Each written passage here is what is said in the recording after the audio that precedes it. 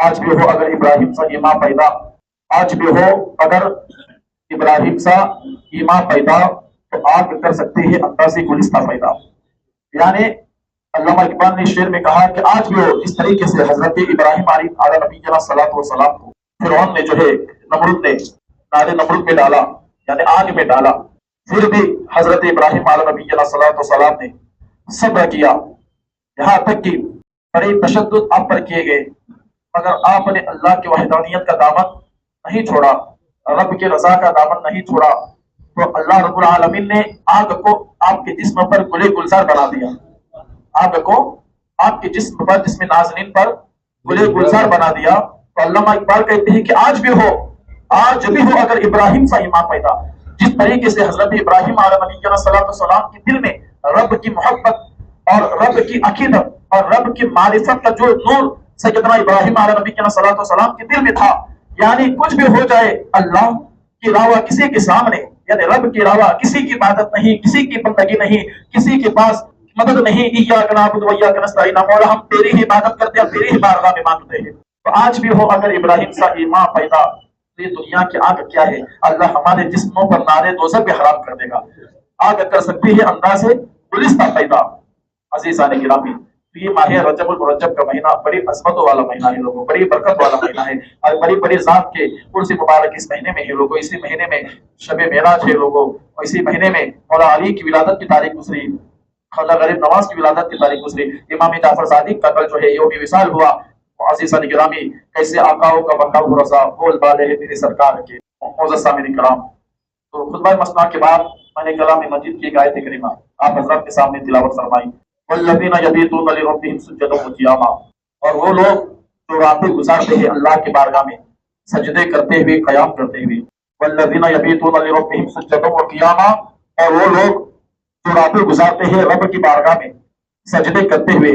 قیام کرتے ہوئے، یعنی اللہ رب العالمین اس آیت کو اعلان فرما کر آپ لوگوں کو خطاب کر رہا ہے پروردگار کہ اے لوگوں، وہ لوگ جو راتیں گزارتے ہیں میری بارگاہ میں سجدے کرتے ہوئے، قیام کرتے ہوئے، یعنی وہ اللہ کے محبوب بنتے ہیں جو راتوں کو بھی ضائع نہیں کرتے بلکہ راتوں کو بھی میری عبادت میں گزارتے ہیں۔ ان کا مقام کیا ہوتا ہے، ان کی عظمت کیا ہوتی ہے عزیزان گرامی، ان کا مرتبہ پھر اللہ رب العالمین کیسے بلند کرتا ہے۔ اور سامعین کرام، جیسے پچھلے ہفتے اور اس کے پہلے ہفتے میں نے سرکار غریب نواز رحمۃ اللہ تعالی علیہ کی ذات کا تذکرہ میں نے کیا کہ سرکار غریب نواز رحمۃ اللہ تعالی علیہ نے کس طریقے سے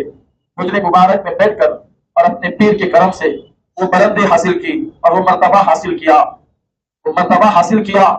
کہ آپ کے پیر و مرشد نے جب پوچھا کہ بیٹا حسن، آپ اپنی نظروں سے کہاں تک دیکھ رہے ہو؟ عرض کی آقا، میں اپنی نظروں سے رب کے معرفت کی نور کو دیکھ رہا ہوں، رب کے سامنے جتنے پردے ہیں میں ان پردوں کے پیچھے اپنے نور کی جھلک کو دیکھ رہا ہوں۔ عزیزان گرامی، تو یہی وہ مقام اللہ والوں کو ملتا ہے جب کوئی اللہ کا بندہ پوری رات اللہ کی بارگاہ میں قیام کرتا ہے، سجدہ کرتا ہے، تو رب فرماتا ہے وہ لوگ جو راتیں گزارتے ہیں میری بارگاہ میں سجدے کرتے ہوئے، قیام کرتے ہوئے، تو پھر میں رب العالمین ان کے دلوں کو اپنے نور سے ایسے بھر دیتا ہوں کہ وہ میرے معرفت کو دیکھنے لگتے ہیں، وہ میرے معرفت کو، میرے نور کو پہچاننے لگتے ہیں، میرے تجلی کو دیکھنے لگتے ہیں۔ ایسی قوت و طاقت میں انہیں عطا کر دیتا ہوں، یہاں تک کہ وہ دنیا کے کام مسئلوں کو آسان کر دیتے ہیں جب ان کے بارگاہ میں۔ عزیزان گرامی، یہی وہ اللہ والے ہیں جب اپنی پوری رات، پوری زندگی اور تمام دن اور رات اللہ کی عبادت میں لگے رہتے ہیں، تو جب کوئی ان کی بارگاہ میں آتا ہے تو وہ اللہ کی عطا سے دیتے ہیں، اللہ کی عطا سے اسے عطا کر دیتے ہیں۔ عزیزان گرامی، اس لیے تو اللہ والوں کی جو بارگاہ رہتی ہے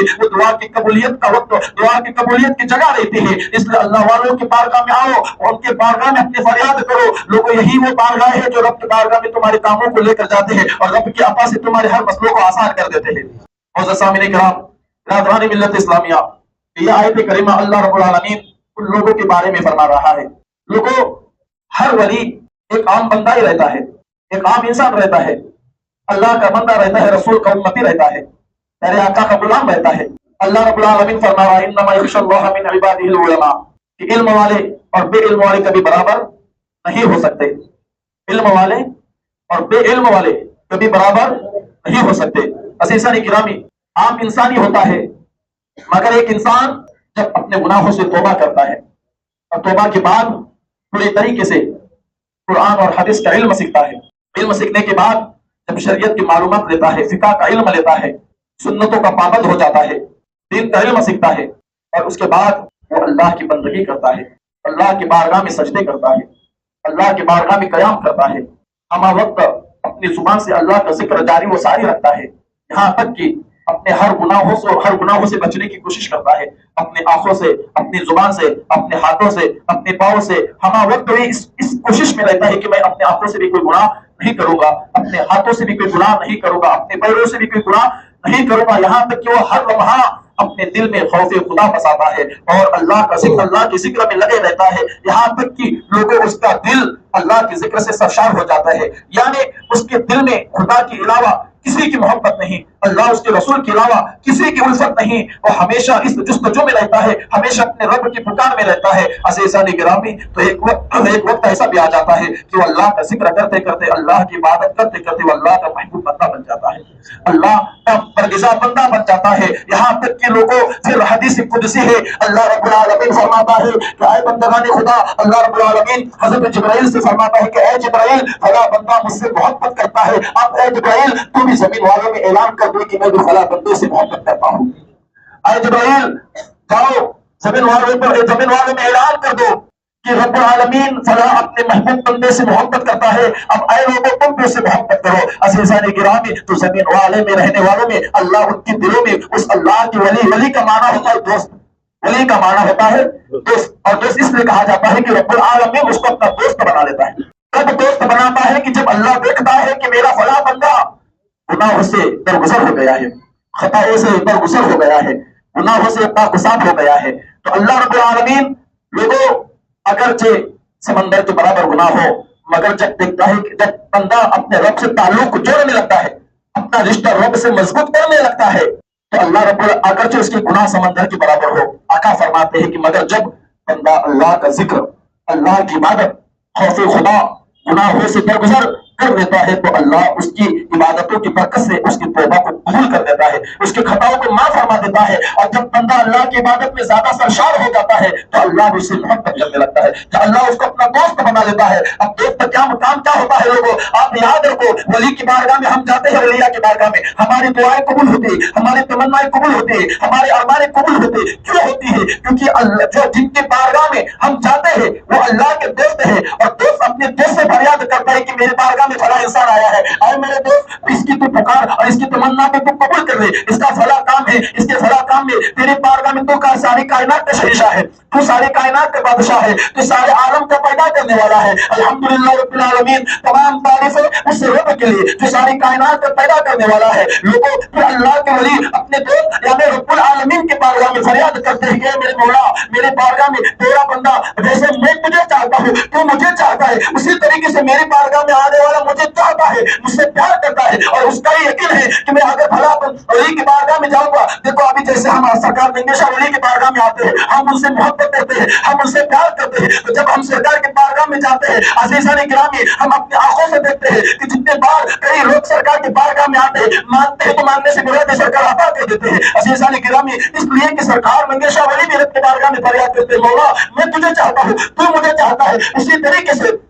میری بارگاہ میں آنے والا مجھے پیار کرتا ہے، مجھ سے محبت کرتا ہے، اے میرے پروردگار تو اس کی تمنا کو پوری کر دے، تو اس کے ارمان کو پورا کر دے، تو اس کی منتوں کو پورا کر دے، اس کی خواہشات کو پورا کر دے عزیزان گرامی۔ تو رب فرماتا ہے، حدیث قدسی ہے، تو رب کے ولی کی بارگاہ سے جو تمہاری دعائیں قبول ہوتے ہیں نا، تو رب فرماتا ہے کہ ولی کا دینا میرا دینا ہے، ولی کا عطا کرنا میرا عطا کرنا ہے، ولی کا دیکھنا میرا دیکھنا ہے۔ اے لوگوں، اللہ کے ولی تمہیں دیتے ہیں مطلب رب العالمین تمہیں عطا کر دیتا ہے عزیزان گرامی، اس لیے کہ تم اللہ کے ولی کو رب کی بارگاہ میں جانے کا وسیلہ بنا لیتے ہو، اس لیے رب کا فرمان ہے، یا ایھا الذین آمنوا اتقوا اللہ وابتغوا الیہ الوسیلہ، اے ایمان والو میری بارگاہ تک پہنچنے کا وسیلہ تلاش کرو، میری بارگاہ تک پہنچنے کے لیے وسیلہ تلاش کرو، اور وسیلہ کون ہے؟ اللہ کے ولی ہے، وسیلہ کون ہے؟ اللہ کے ولی ہے، اس لیے کہ اللہ کے محبوب بندے ہیں، اللہ کے دوست ہے، اور دوست کب بنے؟ تو وہ فرماتا ہے الذین یبیتون لربہم سجدا وقیاما، یہ دوست اور ان کو میں نے اپنا محبوب بندہ تب بنا لیا جب انہوں نے پوری رات اپنی میری بارگاہ میں گزاری، میرے بارگاہ میں سجدے کرتے ہوئے گزاری، میرے بارگاہ میں قیام کرتے ہوئے گزاری، انہوں نے اپنی زندگی کو خطاؤں سے درگزر فرمایا، گناہوں سے درگزر فرمایا۔ تو اے بندگان خدا، میں بھی اے جبرائیل تم جاؤ اور اعلان کر دو کہ رب بھلا بندے سے محبت کرتا ہے، تم بھی اس سے محبت کرو عزیزان گرامی۔ تو آج اللہ کے ولیوں کی محبت اللہ والوں کی محبت ہمارے دلوں میں اس لیے ہے کہ ہمارے دلوں پر بھی ہم چاہ کر یا نہ چاہ کر بھی ہمارے دلوں کو بھی اللہ ہی کے حکم سے ہمارے دل کرتے ہیں لوگوں. ہمارے ہر ذرے ذرے پر اللہ کی بادشاہی ہے. ہمارا جسم بھی ہمارا نہیں ہے، ہمارا جسم بھی اللہ کے تابع ہے. ہماری سانسیں بھی رب کے حکم سے چلتی ہے، ہمارا دیکھنا بھی رب کے حکم سے ہے. اگر ہمارے آنکھوں کو اگر اللہ نے طاقت نہ دے دیکھنے کی تو ہم دیکھ نہیں سکتے، کیونکہ پیدا کرنے والا رب العالمین ہے. وہ پیدا کرتا ہے ایک قطرے سے، پھر اس کی شکل بناتا ہے. یہاں تک کہ جب بچہ پیدا ہوتا ہے نہ اس بولنے کے قابل رہتا ہے نہ چلنے کے قابل رہتا ہے. جیسے جیسے وقت گزرتا ہے تو اللہ اپنی قدرت کاملہ سے اسے چلنے کی، بولنے کی، سمجھنے کی قوت عطا کر دیتا ہے. عزیزان گرامی، تو آج ہمارے دلوں میں بھی اللہ والوں کی محبت اگر بس جاتی. دیکھو ہم بار بار اگر ہمارے سامنے کسی ولی کا تذکرہ کرتے ہیں تو ہم پوچھتے ہیں کہ مزار کہاں پہ ہے یا اللہ والے کی درگاہ کہاں پہ ہے. ہمارے دلوں میں پیار پیدا ہو جاتا ہے. تو ہمارے دلوں میں جو پیار پیدا ہوتا ہے نا، یہ ہماری مرضی سے نہیں بلکہ رب کی عطا سے ہوتا ہے، رب کی عطا سے ہوتا ہے. عزیزان گرامی، تو جبرائیل کو اعلان فرما دیتا ہے رب العالمین کہ جبرائیل جاؤ زمین والوں میں اعلان کر دو اور ان کے دلوں کو رب کی میرے محبوب بندوں کی طرف پھیر دو. عزیزان گرامی، اس لیے ہم اہل دنیا والے اللہ والے سے محبت کرتے ہیں، اللہ کے ولیوں سے، اللہ کے دوستوں سے محبت کرتے ہیں. مگر یاد رکھو لوگوں، اب ہم نے سنا تمام اللہ اولیاء کی باتیں، مگر یہ مرتبہ ان کو ملا کیسے؟ اللہ کے ولی سب سے پہلے عام انسان ہی ہوتے ہیں. ہاں وہ سرکار وہ سے پاک ہے جو معذرزاد ہو رہی ہے. ایسے کئی اولیاء کاملین ہیں جو اپنی ماں کے شم سے کسی شکم سے پیدا ہوئے تو ولایت کے درجے پر فائز ہوئے. وہ رب کی عطا سے ہے. اور جن کے والد ولی ہو، جن کی والدہ ولیہ ہو، ان کے بیٹے بھی اولیاء ہی ہو گئی. عزیزان گرامی، اس لیے ماں باپ کو بھی چاہیے کہ اپنی رب کی عبادت کرے، والدہ کو بھی چاہیے کہ رب کی بندگی کرے. سرکار قطب بختیار کاکی رضی اللہ تعالی عنہ، آپ 15 پارے کے حافظ تھے. آپ 15 پارے کے حافظ تھے. جب آپ کے والد مدرسے میں لے کر گئے، مدرسے میں استاد کے پاس مکتب میں لے کر گئے کہ آج سے ہمارے بچے کو آپ پڑھائیے، تو جب استاد نے حضرت قطب بختیار کاکی رضی اللہ تعالی عنہ اعوذ باللہ پڑھایا تو آپ نے اعوذ باللہ پڑھا. آپ نے بسم اللہ الرحمن الرحیم پڑھایا تو آپ نے بسم اللہ الرحمن الرحیم پڑھا. آپ نے سورہ فاتحہ پڑھایا، آپ نے پڑھا. تو سرکار قطب بختیار کاکی رضی اللہ تعالی عنہ جب اچھے طریقے سے پڑھنے لگے تو آپ نے استاد پوچھتے ہیں کہ بیٹا تم نے اتنی اچھی تعلیم اور اتنی اچھی پڑھائی کہاں سے پڑھی؟ میں جیسے پڑھاتا ہوں ویسے پڑھ لیتے ہیں. تو سرکار قطب بختیار کاکی رضی اللہ تعالی عنہ عرض کرتے ہیں کہ میرے استاد، میں 15 پارے کا حافظ ہوں، میں 15 پارے کا حافظ ہوں. تو آپ کے استاد نے فرمایا بیٹا آپ نے 15 پارے کہاں سے حفظ کر لیے؟ تو آپ فرماتے ہیں اپنے استاد سے، سرکار قطب بختیار کاکی کہ میرے استاد، میرے والدہ تھی جو 15 پارے کی حافظہ تھی. تو جب میں پیدا ہوا تو پیدا ہونے کے بعد میرے ماں کا معمول تھا کہ وہ مجھے گودی میں لے کر ہمیشہ نماز فجر کے بعد وہ 15 پاروں کی تلاوت کیا کرتے تھے. تو میں تلاوت سن کر میں نے 15 پارے حفظ کر لیے. عزیزان گرامی، اور سرکار قطب بختیار کاکی کون ہے؟ جب سرکار غریب نواز رحمۃ اللہ تعالی علیہ مدینے سے جب آقا نے ڈیوٹی لگائی کہ اے معین الدین تم میرے دین کے مددگار ہو، تمہیں ہند میں جا کے شہر اجمیر میں اپنا ڈیرا لگا کر دینی خدمات کرنی ہے. تو سرکار رسول پاک صلی اللہ تعالی علیہ وسلم کا حکم سننے کے بعد جب سرکار غریب نواز چلتے چلتے بغداد آئے اور سرکار غوث پاک کی زیارت کی، سرکار غوث پاک سے ملاقات کی، کچھ دن سرکار غوث پاک رضی اللہ تعالی عنہ کے شہر میں آپ رہے. تو آپ شہر کے ایک مسجد میں راتوں رات عبادت کرتے تھے، راتوں رات اللہ کی بندگی کرتے تھے. تو ایک دن آقا کریم صلی اللہ تعالی علیہ وسلم آپ کے خواب میں تشریف لائے. ایک دن سرکار قطب بختیار کاکی رضی اللہ تعالی عنہ سرکار غریب نواز کے پاس آئے اور عرض کی کہ آقا مجھے آپ کا مرید بننا ہے، مجھے آپ کا مرید بننا ہے. تو سرکار غریب نواز نے فرمایا کہ بیٹا میں آپ کو مرید نہیں بناؤں گا، میں آپ کو مرید نہیں بناؤں گا، مگر ہاں جب اللہ اس کے رسول کا حکم ہو، جب اللہ اس کے رسول کا حکم ہو. سرکار قطب بختیار کاکی چلے گئے. اسی دن اسی رات پیارے آقا صلی اللہ تعالی علیہ وسلم کے سرکار غریب نواز کے خواب میں تشریف لائے اور فرمایا اے بیٹا حسن، اے معین الدین، یہ قطب الدین جو آج تمہارے پاس آیا تھا وہ آیا نہیں تھا بلکہ میں نے بھیجا تھا، وہ آیا نہیں تھا بلکہ میں نے بھیجا تھا. اے معین الدین تم اسے اپنا مرید بناؤ گے، یہاں تک کہ قطب الدین تمہارے ساتھ ملک ہند میں چلا جائے گا، یہاں تک کہ وہ تمہارا غلام اور تمہارا مرید بن کے ہمیشہ تمہاری ڈیوٹی کرے گا، تمہاری خدمت کرے گا. عزیزان گرامی، یہ سرکار قطب بختیار کاکی رضی اللہ تعالیٰ عنہ کی ذات بابرکات ہے. اور اسی طریقے سے سرکار غریب نواز نے دوسرے دن بلا کر حضرت قطب بختیار کاکی جن کا مزار پاک آج دلی کے سرزمین پر ہے لوگوں، سرکار غریب نواز کی مرید میں ہے. اور یہاں تک کہ سرکار غریب نواز سرکار قطب بختیار کاکی کو اپنے ساتھ لے کر ملک ہند آئے لوگوں اور اپنے غلاموں میں رکھا، یہاں تک کہ اپنا خلیفہ بھی بنایا اور ایک بڑے مرتبے پر فائز کیا. عزیزان گرامی، تو بتانا یہ چاہ رہا ہوں کہ اپنے والد اور والدہ کو بھی چاہیے کہ اپنے بچوں کے لیے دینی اللہ کے کئی ولی ایسے ہیں جو ماں پیٹ والے بن گئے، یہ ان کے والد اور والدہ کے کرم سے ہے، ان کے والد اور والدہ کی عبادت گزاری سے ہے. اور ایک اللہ کے ولی ہوتے جو پہلے عام انسان رہتے ہیں مگر راتوں رات سجدے کرتے، قیام کرتے، اللہ کا ذکر کرتے، یہاں تک کہ وہ عام انسان سے الگ ہو جاتے ہیں، اللہ کے محبوب ہو جاتے ہیں، اللہ کے محبوب ہو جاتے ہیں. تو لوگوں، ہم بھی آج عام انسان ہیں، ہم بھی آج عام انسان ہیں، مگر جب ہم اپنے گناہوں سے توبہ کریں گے، اپنے گناہوں سے توبہ کریں گے، یہاں تک کہ گناہوں کو ہمیں قدر گزار کرتے رہیں گے، یہاں تک کہ سنتوں کے پابند بن جائیں گے، یہاں تک کہ بار بار رب کے بارگاہ میں اپنے گنہگار کو ثابت کرتے رہیں گے کہ مولا میں گنہگار ہوں، مجھے بخش دے، میری توبہ کو قبول فرما. اور اپنے دلوں کو اللہ کے ذکر کی طرف رجوع کریں گے. اللہ کے ذکر اللہ تطمئن القلوب، رب فرماتا ہے بندو تمہارے دلوں کا سکون میرے ذکر کے علاوہ دنیا کی کسی عیش و آرام میں نہیں ہے. تمہارے دلوں کا سکون ہے تو میرے ذکر میں ہے، میرے ذکر میں ہے. تو ہم گناہوں سے توبہ کریں گے، اپنے راتوں رات 5 وقت نماز پڑھیں گے، یہاں تک کہ ہم وقت اللہ کے ذکر میں شامل رہیں گے. تو ایک وقت ایسا بھی آئے گا کہ رب کی نظر کرم ہم پر ہو جائے گی اور رب اپنے نیک بندوں میں ہمیں شمار کر لے گا. تب ہمارا بولنا